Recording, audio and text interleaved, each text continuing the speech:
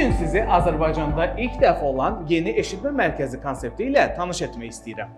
11 ildir ki, 5000-dən artıq insan avizlə eşidir. Eşitmə zəifliyi hər yaşda qarşınıza çıxa bilər. 5 yaşdan yuxarı uşaq və böyüklərdə eşitmə zəifliyinin növü, mənşəyi və dərəcəsi audiometriya testi vasitəsilə tam səssiz otaqda müəyyən edilir.